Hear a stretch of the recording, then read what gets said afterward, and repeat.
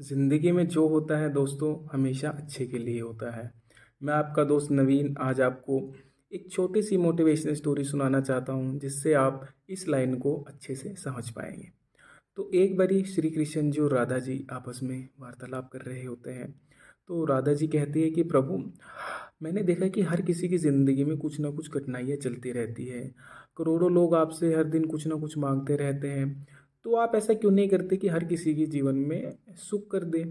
तो कृष्ण जी कहते हैं कि राधे, ऐसा नहीं हो सकता। हर किसी के जीवन में सुख और दुख चलते रहते हैं और हमें उसको एक तरह से अच्छे वे में लेना चाहिए, उसको अनुभव करना चाहिए, क्योंकि बिना सुख के दुख का मतलब नहीं पता चलता और बिना दुख के सुख का मतलब नहीं पता चलता है। तो राधा जी कहते हैं कि ये भी बात आपकी ठीक है। तो श्री कृष्ण जी कहते हैं कि आओ राधे, मैं आपको धरती का भ्रमण करके ले आता हूँ। तो जैसे ही वो भ्रमण के लिए निकलते हैं और धरती पे पहुँचते हैं तो वो देखते हैं कि एक महिला जो अभी अपने बच्चे को जन्म देने वाली है, उसका जो पति होता है वो बहुत ही निम्न वर्ग के होते हैं, दिहाड़ी मजदूरी करते हैं। तो उसका पति किसी वजह से मृत हो जाता है और उसकी पहले से एक कन्या और होती है जो अभी 2 या 3 साल की होती है। और वो माँ अपने बच्चे को जन्म देने के बाद खुद भी मर जाती है। तो राधा जी को देख के बड़ा बुरा लगता है। वो कहते हैं कि हे प्रभु, ये आपका कैसा न्याय है इस जीवन में कि अभी तो वो माँ अपने बच्चे को जन्म दिया, अभी उसके पिता का देहांत हुआ, तो और ये माँ भी इस बच्चे को जन्म देने के बाद ही मर गई। तो ये तो कोई अच्छी बात नहीं हुई।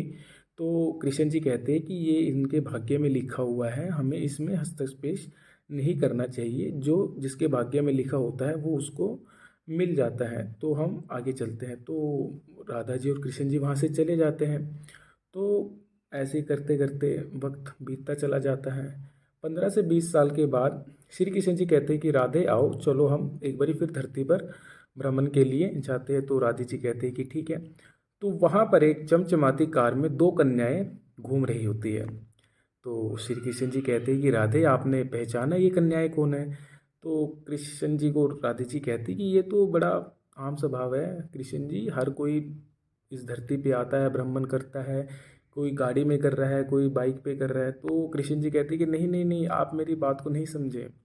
ये जो दो कन्याएं हैं, ये दो वही कन्याएं हैं जिनको 20 साल पहले आपने देखकर मुझको कहा था कि प्रभु, इनके माता पिता को जीवित कर दो ताकि ये अच्छे से जीवन यापन कर पाए।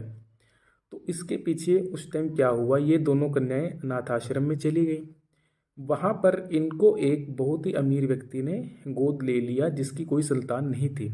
अगर मैं उस दिन आपके कहने से इन दो कन्याओं के माता पिता को जीवित कर देता तो आज ये इस स्थिति में ना होते। तो दोस्तों, इस कहानी से हमें यही सीखने को मिलता है कि जीवन में जिस भी वक्त जो भी हो रहा है वो हमेशा हमारे अच्छे के लिए ही होता है। हमें लगता है कि ये हमारे साथ कुछ बुरा हो रहा है, बट भगवान हमारे साथ कभी भी कुछ भी बुरा नहीं करते हैं। हर चीज़ के पीछे एक ना एक मतलब होता है, एक रहस्य होता है, उसको हम उस वक्त नहीं जान पाते हैं। तो आप इस टाइम जीवन में जिस भी स्टेज पर हैं तो सोचिए जो भी हमारे जीवन में हो रहा है अच्छे के लिए हो रहा है। जो हो गया वो भी अच्छा है, जो होगा वो भी अच्छा है। तो दोस्तों, ऐसे ही मोटिवेशनल स्टोरी को सुनने के लिए हमारे चैनल को लाइक करें, सब्सक्राइब करें और कमेंट करके ज़रूर बताएं कि आपको ये कहानी कैसी लगी।